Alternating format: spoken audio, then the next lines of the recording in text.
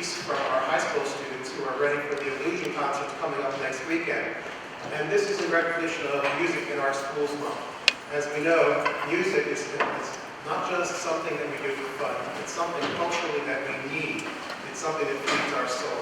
So without further ado, I'd like to introduce our high school students who are going to be performing for us and will be performing next weekend in Illusion.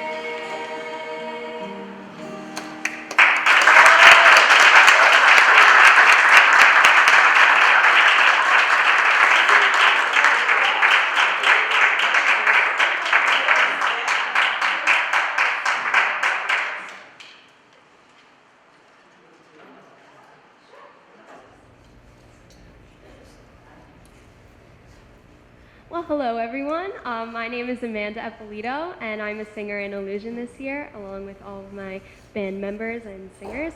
And we will be performing next Thursday, Friday, and Saturday. $10 at the door. We do a big rock, modern, pop concert, and it's great. So I hope you all come out, see Mr. P for some wristbands, and thank you guys for listening.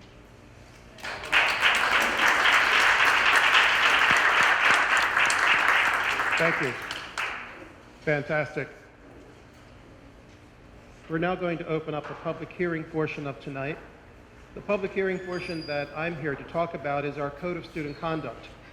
One of the things that we need to really bring home to our students and families is that at no time does a locker in a school belong to a student. A locker with a lock on it still is district property. I will be sending an email out tomorrow delineating specific changes to our Code of Student Conduct so that there is no confusion in the sense of privacy rights when it comes to a student locker.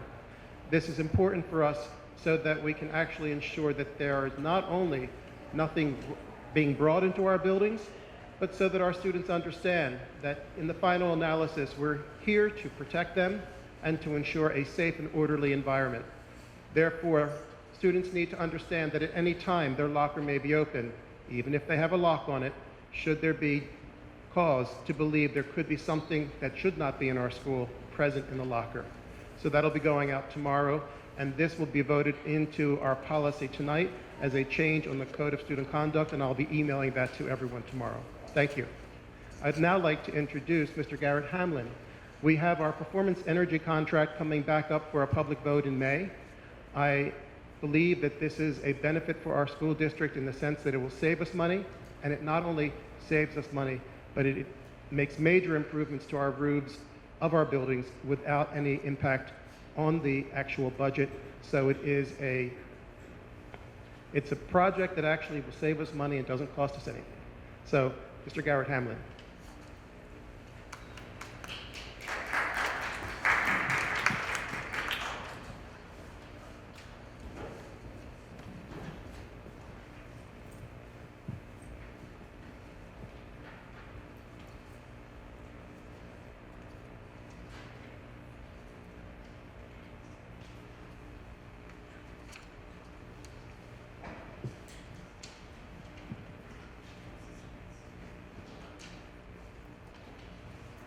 Good evening. It's really great to be here tonight. We're presenting on two things: energy performance contract and a roofing replacement project in the district. As Dr. Creedon said, I'm Garrett Hamlin from Tetra Tech Architects and Engineers. I have Aldo Mazzaferro with me tonight. He's from EPC Engineering. Tetra Tech is the district's architect and engineer, and ECG is a specialist in energy performance contracts. They did an EPC project in the past, and we've retained them to do this future project if approved by the voters, which will be referred to as the Phase 2 project. So tonight, we're going to talk about the energy performance project, we'll talk about roofing replacements, financial aspects of both, and project timelines. By way of introduction, I'd like to just take a minute and talk about our history here in the Mahopac Central School District. Tetra Tech was hired a number of years ago to perform the SED, state-mandated building condition survey. So we've evaluated all the buildings, top to bottom, team of engineers and architects to do that. Worked closely with the district to prioritize the needs, facility needs throughout the district. And what came out of that are the two projects that we're presenting to you tonight, the EPC project and the roofing project. So I'd like to ask Aldo to stand up and talk a little bit about the EPC project. Thanks, Garrett. So the Mahopac School District has a long history with energy performance contracting. For those of you who weren't around for the Phase 1 project, I thought I would give a quick introduction to the concept of an energy performance contract. It is really at its core a partnership between what's called an energy services company, or an ESCO for short, with a government entity. It can be a school district, a municipality, all the way up to the federal government. There's been projects done with the U.S. Coast Guard, with West Point, just north of here. Very popular concept for facility owners to capitalize on energy efficiency opportunities in their buildings, perform those upgrades, and then leverage those guaranteed energy savings to fund capital improvements that are documented needs in your buildings. The Phase 1 project that we completed, it began its development, I believe, in the 2007-2008 time period, meaning it was developed on technology that was cutting edge at that time, specifically in the lighting sphere. We did things like a T12 to T8 lighting upgrade. We did boiler upgrades, temperature controls improvements, standard energy efficiency improvements like pipe insulation, building envelope improvements, weather stripping, things of that nature. And a lot of our customers and clients who we did projects with in that time period, back in the 2010, even sooner, even later time frame, we're going back and evaluating whether there's an opportunity to do a Phase 2 project, as we call it. Another opportunity to install new technology that either wasn't available at the time of the Phase 1 project or wasn't quite cost effective at that time. So the Phase 2 project, I believe we started talking with the district here about a year and a half, almost 2 years ago, to do a feasibility study to determine if it was worth pursuing this to make sure that there was an opportunity to apply these new technologies and further reduce your energy budget. So, as I mentioned, we've been here for some time. It really started in the summer of 2015, where the feasibility study that we conducted really checked out and said, yes, there's an opportunity here, it's worth pursuing this and proceeding to the next step. That August to December 2015 period is when we issued a request for proposals on behalf of the district. This is to solicit the energy services companies, or ESCOs, that I mentioned before.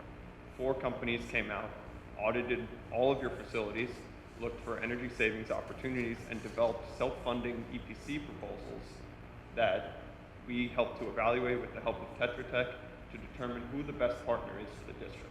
As a result of that process, and through interviews and deep, in-depth discussions, we came to the decision with the district staff to appoint Ameresco as the winner of the RFP process. With us tonight is Matt Ferdina from Ameresco, who headed up that process from Ameresco's end, and we've worked closely with him over the last year to really get to this point to develop a self-funding project for you. About a year ago, the Board of Education actually appointed Ameresco as the winner of that request for proposals process, which authorized them to proceed with what's called a comprehensive energy audit, or an investment grade energy audit, or much more detailed energy audit, where they took their request for proposal response, the RFP response, and went and further refined those numbers, the unit counts, scope of work. They took further input from the district on what the actual goals were for the project. And we're here tonight with a fully developed project that's ready to be approved, ready to be designed and submitted to SED to go into implementation in the coming years. Just a highlight of the project scope here, I mentioned before that we did lighting upgrades in the phase 1 project. That was a T12 to T8 conversion. In other words, we're converting 40-watt fluorescent lamps down to 30-watt fluorescent lamps, a 25% reduction in your energy consumption in the lighting. Today, through the phase 2 project, we're doing a 30-watt reduction from the phase 1 project down to a 15-watt reduction. Even further, a 50% reduction off that lighting energy consumption. That's really one of the drivers for the phase 2 project, in that phase 1, that LED technology really wasn't cost effective, very expensive to install. Major manufacturers really weren't producing these types of products. Now all of the major manufacturers like Philips, GE, Sylvania, large lighting companies are getting behind this technology, so it's here to stay. Other measures that we're doing here in the project, temperature controls, pneumatic controls specifically. In the Lakeview Elementary School, there is an antiquated air-driven system that controls things like your valves, your pneumatic dampers. Those are going to be removed. The air-driven system will be removed and replaced with a direct digital control, or DDC system. So it's electronically controlled for much more effective trending and setting back those temperatures at night when the buildings are unoccupied to save energy. So those 2 measures are driving the project, meaning they're shaking off a lot of savings for the district so that you can leverage things that are on the district's capital improvement list. Things like exterior doors at this building, Lakeview Elementary School, and Fulmer Road. These are very cost intensive to replace. They're going to be energy efficient, but relative terms of energy savings, they're not exactly a quick payback, but it's something that was identified in the building condition survey, as Garrett described, as needing replacement. This is a way to fund those replacements without impacting the tax base. And finally, a large part of this project is going to be installing solar PV on the roofs, on the new roofs of the Lakeview Elementary School and the Austin Road Elementary School.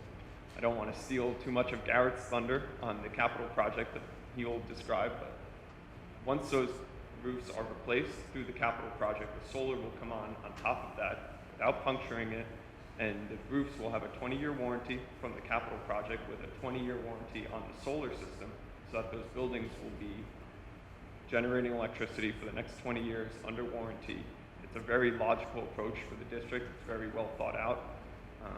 The state wouldn't allow the district to go and put solar on a roof that's old, because eventually that roof will need replacing, and if it's covered in solar panels, you have to remove. It's a very drawn out process. You want to be very thoughtful about how you go about this, so the district is taken a step-by-step approach here to really think this out thoroughly. This is just a picture of the year one financials, but the purpose of this slide is to show you how it's truly self-funding, meaning the revenue is greater than all the costs in the project. The revenue sources are pictured up there in terms of guaranteed savings, guaranteed energy savings, and guaranteed material savings, in that the district won't be replacing light bulbs as often because the LED lights run twice as long as what we're replacing them with. New York State Education Department, New York SED aid, that's for capital improvements. Things like the lighting, the exterior doors, the solar will get approximately 36%. If the project is voter approved, you gain an extra 10% on the project. So these economics should only improve. So the combination of the guaranteed savings and the SED aid are what the driving revenue sources are for the project. The costs of the project, this project will be financed, but it's paid for in arrears so that you're realizing the energy savings and the state aid reimbursement, and then putting that revenue source towards the debt service payment of approximately $300,000. There's some PV maintenance, solar PV, photovoltaic maintenance in there, things like panel cleaning, making sure all the connections are working properly, tracking the performance of the system to ensure that you're realizing those generation savings. And finally, you can see down there at the bottom the total positive cash flow in year one. You have the full energy savings, the aid, combining to cover all those costs, which comes out with a net revenue or a net positive cash flow of approximately $20,000 to $30,000. Now, if this project is voter approved, these economics will only improve going forward through the 15-year life of the project.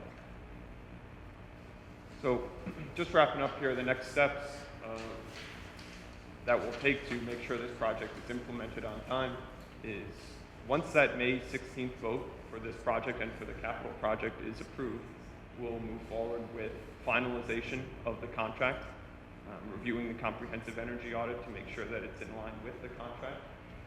At that point, the district will sign the contract with Ameresco. ECG and Tetra Tech will work together to prepare the plans and specifications to be submitted to the State Education Department for their review. That's approximately, I believe it's about a 20-week queue time right now, so assuming that we submit the project in the early fall 2017, potentially sooner, this project should certainly begin construction in the summer of 2018, and approximately more or less 12 months or so for the construction. We'll go and we'll be wrapping it up by the summer of 2019. So with that, I'm going to pass it back to Garrett to talk about the capital project aspect of the roofs. Thank you.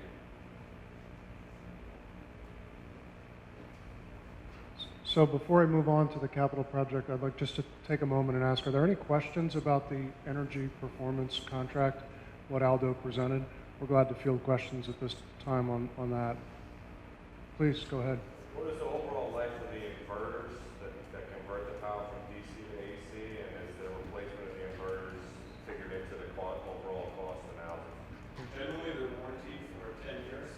The cost of replacement at 10 years is required to be built into the cost of the project through that EV. Any other questions? The one thing I'd like to highlight about the energy performance contract project is that SED aids this. So if we back up to this slide for 1 second, Aldo went over this, but I'd like to highlight it once again. The energy performance contract will not only pay for itself, all these upgrades that are happening in the district, but it will also generate a positive cash flow for the district. That's money that the district can use for other things, educational purposes, other facilities enhancements. It truly is positive cash flow out of the project as a result of it. It's quite a unusual situation, which is really to the credit of state ed to be able to aid these projects and generate this kind of positive cash flow. So the capital project, as I said, Tetra Tech started work here in the district by evaluating all the buildings, top to bottom, inside and out, and all the sites as well. And out of that came a clearly identified need for roofing replacement throughout the district. Back in 2014, the district retained a firm, Watsky, roofing specialists to evaluate the roofs. And my firm used that as the basis for our analysis of the roofs.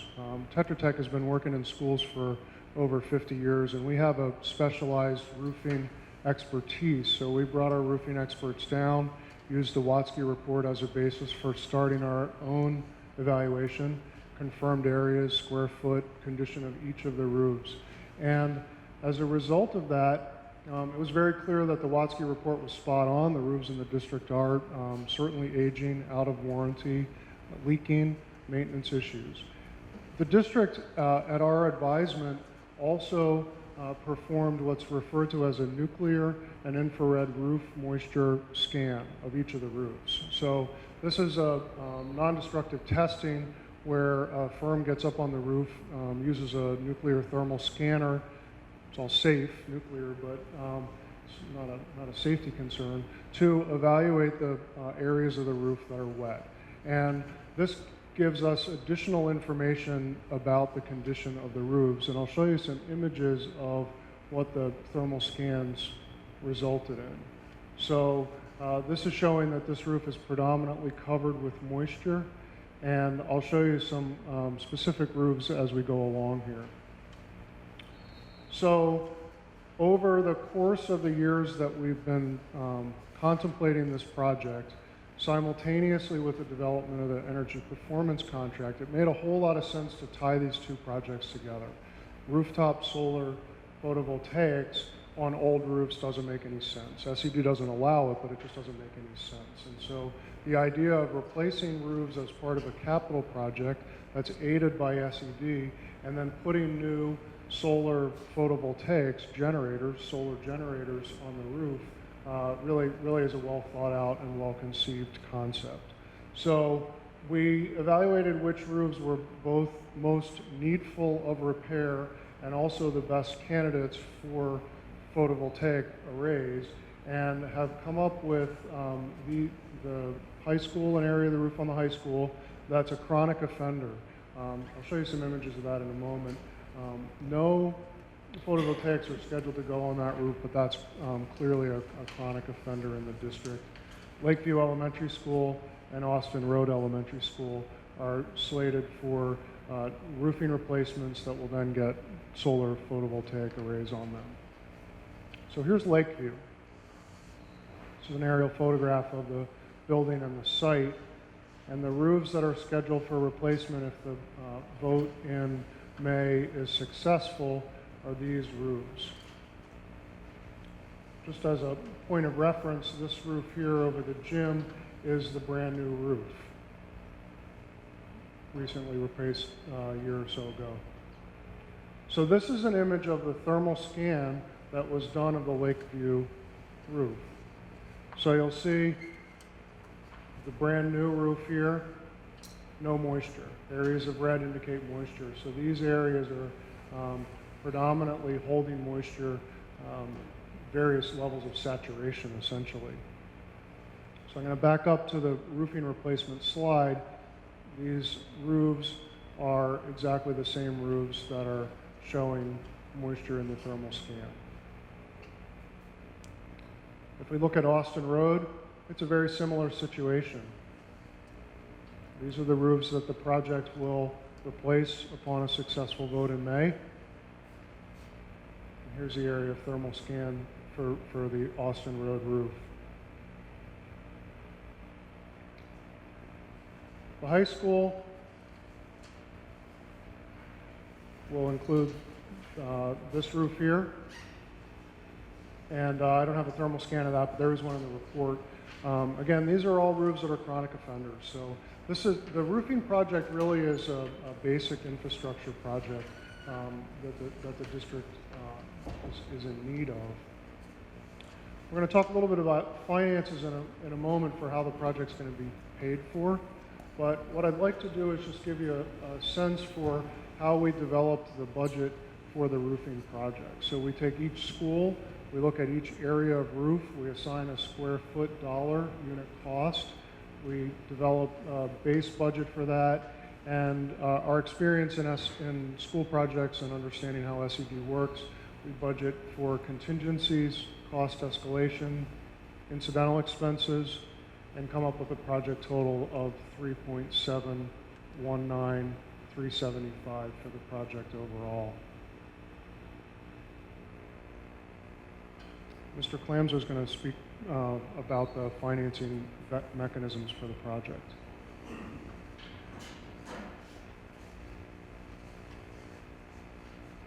Really shows how short I am. Good evening, Ron Klamser. I'm the Assistant Superintendent for Business and Human Resources. I can't emphasize enough about the importance of this project and to culminate the year's worth of very thoughtful, deliberate planning in order to do what's right for the district and the students, to do what's right for the taxpayer base, and to make sure that we had a long-term fiscal plan in place so that we could afford and pay for such a project. When I got here 3 years ago, I knew that we had some issues with the roof. It didn't take long before walking through the buildings after a heavy rainstorm, you begin to see the leaky roofs, the buckets, the trash cans in the hallway. Also, shortly after I got here, we hired the firm Tetra Tech, and we knew that we had issues and we needed to come up with a long-term plan, because all in all, I think total roof project for replacement all the roofs in the district is in excess of $11 million. We knew that that just wasn't fiscally able to be done in a one-shot plan. We had the Watsky report. We knew that there were issues with the structure. We did the roof scan, the thermal roof scan as per Tetra Tech, and then we could begin to see where there was actual saturation going on in the roof. That would explain why several days after a rainstorm, sometimes the leaks would start, which was kind of an interesting phenomenon. It was because the moisture was being held within the roof structure itself and then leaking later. So what we did is we began to put together our plan. And we knew that we needed to handle and to attack some of the most critical areas first. And we figured, how could we do this? How could we pay for this without really impacting the general fund budget and thereby not impacting the taxpayer? That's when we decided to couple this plan with the energy performance contract. As Aldo mentioned in his presentation, the energy performance contract, in essence, pays for itself. A combination of state aid and the savings on the energy performance actually gives us a positive cash flow. When we look at this slide for the roof project, we know that we get state aid to cover about 50% approximately of the roof, and then the local budget is going to have to pick up the balance of that.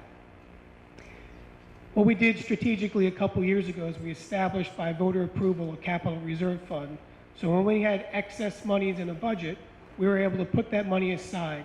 So we didn't raise the taxes to put this money in a savings. We actually put the money in the savings from leftover unspent money that we had already collected.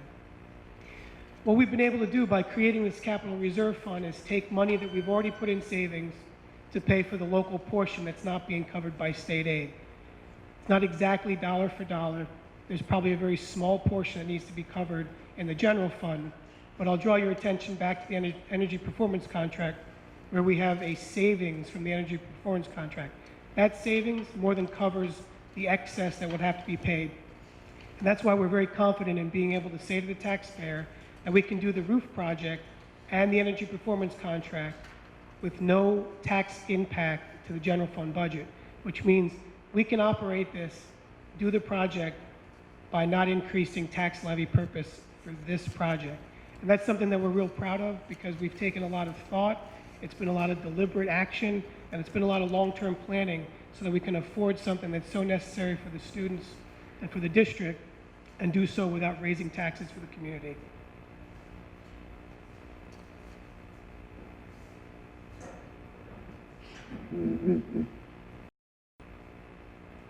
So one thing I'd like to add about the roofs themselves is they're all old and aging roofs. They're either, they're all over 20 to 25 years old. They're clearly out of warranty. They've served you guys well, but it's time to replace them. The cost of not replacing them is continued maintenance costs, additional maintenance costs, damage to existing structures, ceiling tiles, inconveniences of buckets on the ground, and the like. The other thing I want to highlight is that the new roofs that will be installed and specified are a 25 to 30-year warranty. So we'll bid it as a 25-year roof. We'll bid an alternate, a bid alternate for upgrading to a 30-year roof. These are roofs that will last you decades into the future. So a little bit on the timeline for the capital roof project. It mirrors the energy performance contract in its timeline. So upon a successful vote in May, we'll enter into a design phase right away and perform design services over the summer. Submitting to state ed in the fall and looking for a winter, early spring approval from state ed.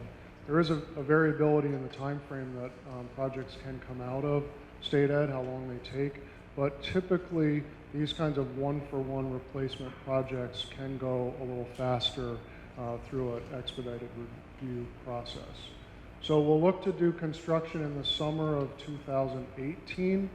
Mr. Clamser mentioned that other district or other buildings in the district do have roofing needs down the road, and the idea of replacing all the roofs at once would both be financially unfeasible, but it would really also be unfeasible from a construction standpoint. Replacing all the roofs at once just wouldn't make sense.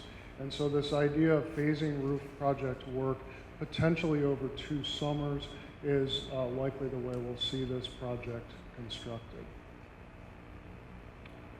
So one of the important things about this moment is interpreting these 2 projects successfully to the community. What's planned for the next couple of months here is presentation to community groups. So MSA, teachers, seniors, Kiwanis, you name it. I think the administration and board are intending to really get the word out on this vote. The vote is going to be May 16th, same day as the budget vote. We're hoping that will garner a healthy turnout for the vote. The roof project and the EPC project will be highlighted in the district's budget newsletter in May, going out in May. Poster boards will be presented, be put together and posted throughout the district. Public awareness meetings, including the budget meeting that will happen in May, will happen for the roof and EPC project. The district's website will have information on the project. That will be a good source of detailed information on the project itself. News outlets, and most importantly, word of mouth. Really, in a situation like this, our experience, and Tetra Tech has a lot of experience doing school projects. As I said, 50 years, dozens and dozens of referenda, and I can't overemphasize the importance of just people talking to friends and neighbors, making sure that people know about the vote. We're not in a position to ask people to vote yes, that's not the district's ability, but we are in a position to be able to say, here are the needs in the district, here is the project that's being presented, and ask people to come out and vote. So key messages, if I were to sum it up in just a couple of words, these are infrastructure repairs. There's nothing glitzy about this project really at all. Saves energy. It's critical, both from a financial standpoint in the district, saving energy means saving money, but also from our environmental standpoint, reducing fossil fuel impact and the footprints that our buildings have on our community. No new tax impact. As Mr. Clamser described, the district's really done a great job of preparing for this project, both setting aside funds, planning for it, and maximizing state aid. So voting the energy performance project will maximize state aid. It'll add additional 10% to the project. And it generates positive income, as we talked about before. So there we have it. Energy performance project, roofing project, and the referendum vote, May 16th, 6 to 9 at the Mahopac High School. Thank you very much.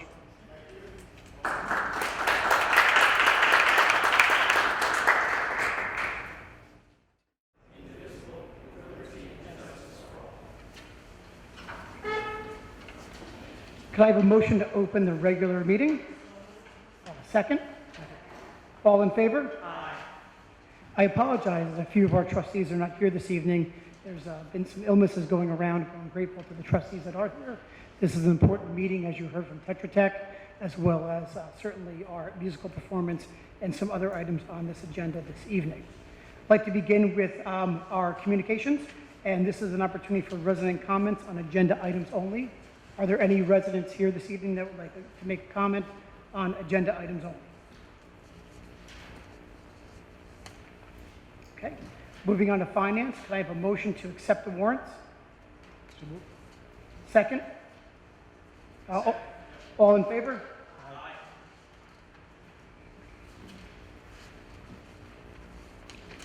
The Treasurer's Report for January of 2017. Can I have a motion to accept the Treasurer's Report for January of 2017? Second? Second. All in favor? The Internal Claims Report, can I have a motion to approve the Internal Claims Report, please? Second? Second. All in favor? We're now on to the approval of our minutes. I'd like to have a motion to approve our regular meeting minutes of February 16, 2017. Second? Second. All in favor? Thank you. Now I'd like to turn over to the superintendent for the superintendent's report. Before doing so, you probably received an informational email or text from the superintendent today. He's absolutely correct in the thanking of our buildings and grounds, our bus drivers, our custodial staff, for the way they handled the snow removal from the storm. I'm sure he'll speak more about that. Dr. Creedon. Thank you. When I first came to Mahopac 2 years ago, it was amazing to see the level of snow that this town can receive. When I came up to Mahopac the first time, there had been a blizzard, and sure enough, if it hadn't been for 2 high school students leading me to the district office, I would have never found my way. However, I must say that it creates a bucolic environment, much as I've spoken about the Hudson Valley in the past. The most beautiful aspect, however, are the people who live here. Our workers did a phenomenal job over the past 2 days. On Tuesday, they literally worked a 12-hour day trying to keep ahead of the storm. When they absolutely realized that there was no way with the winds and the drifting snow that they could totally counteract what was happening in one day, we knew that we had to close the next day as well so they could get a jump on it. Sure enough, I received a phone call last evening from Mr. Gunn letting me know the buildings are ready, you can see blacktop, we're good to go. This was not the case in some of our area school districts. Even as late as this morning, people were communicating back and forth to see whether or not how many hour delays did people need. Here in Mahopac, we opened on time.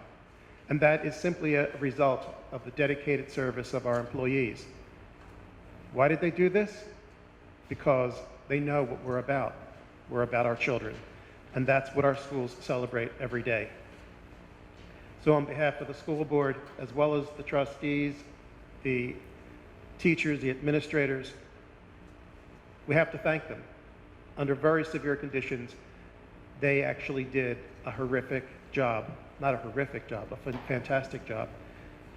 In addition, I would just like to let people know that tomorrow at our middle school, we have a college and career fair early in the morning at 8:30. And later in the month, on the 31st of March and April 1st, we have Peter Pan Jr. being performed by our middle school artisans. So I hope you'll come out and celebrate our middle school students, because last year the production was amazing. They do a phenomenal job. And as I've said in the past, Mahopac is a slice of heaven. I'm grateful and happy to be here.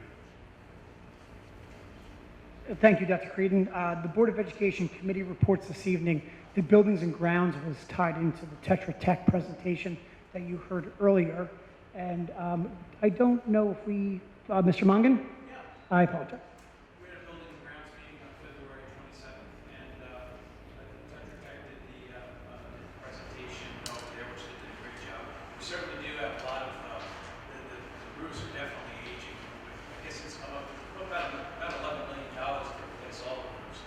So, it's something that we haven't done. We haven't done a good job keeping up with the, with those demands, and this is a good way to, as good way as any to start the process. So we'll certainly need that support for the referendum. Excellent. Thank you, Mr. Mongan. Moving on to the consent agenda. Could I have a motion to approve the consent agenda for this evening? Second? All in favor? Aye.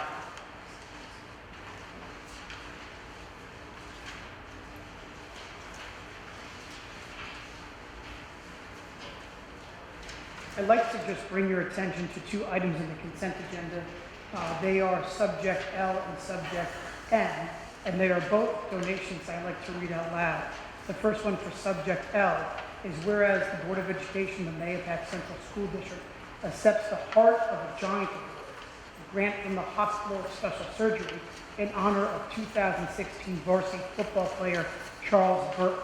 And be it resolved that the Board of Education of the Mahopac Central School District accepts a $5,000 grant to be used to purchase football equipment and uniforms. So once again, congratulations to Charlie Burt, and that will go to good use for our football team. The second donation on here is letter M, and be it resolved that the Board of Education of the Mahopac Central School District accepts a monetary donation of $190 from Nicholas Oliverio to help defray the cost of tickets for staff on the field trip to the Yorktown stage on April 28, 2017. So thank you, Mr. Oliverio, for that. Next up, and one of our final items this evening is the addendum. And can I have a motion to please approve the addendum? Second? All in favor? Now we're at the closing of the meeting. At the time, we invite residents to come up and comment on any items or anything that they'd like in the community in the district. We do hold this to a 2-minute maximum, and at this time, we'd like to welcome any residents in the audience who'd like to come up and speak to the Board of Education.